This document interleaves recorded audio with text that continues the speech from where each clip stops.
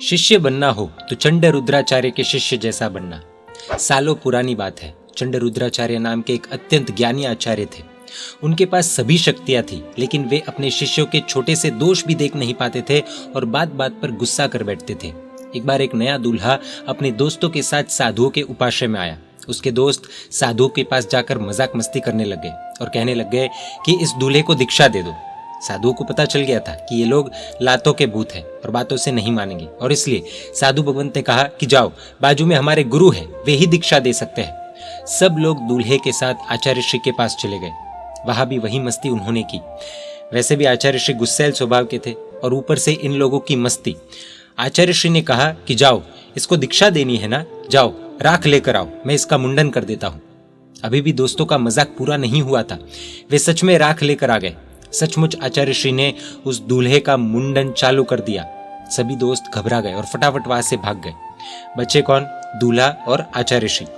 जिस दिन शादी की उसी दिन दीक्षा हो गई। दूल्हे ने कुछ कहा नहीं और उसने हकीकत को एक्सेप्ट कर लिया। अब आचार्य श्री को एकदम समझ में आ गया कि उन्होंने गुस्से गुस्से में क्या कर दिया है।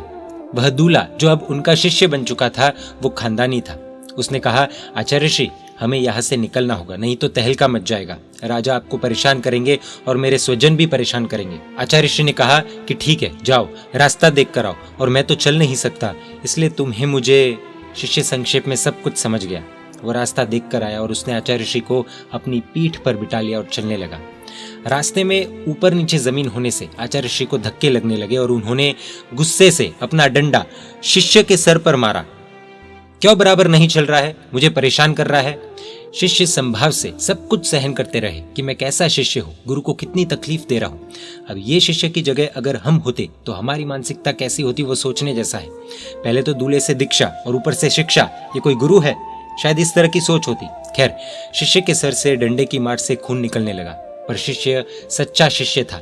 थोड़ा समय बीता और अचानक वो सीधा चलने लगा। आचार्य श्री को आश्चर्य हुआ। उन्होंने कहा, मार सबको सब कुछ सिखा देती है। एक जगह भी अब शिष्य चूक नहीं रहा था।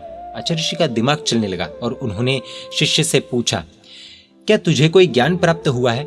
शिष्य ने कहा, हाँ, और केवल सिर्फ इतना ही कहा। गुरु धड़ाक करके पीठ से नीचे उतर गए और अपने केवली शिष्य के पैर पड़कर माफी मांगने लगे। शुभ भाव से पश्चाताप करने पर गुरु को भी केवल ज्ञान हो गया।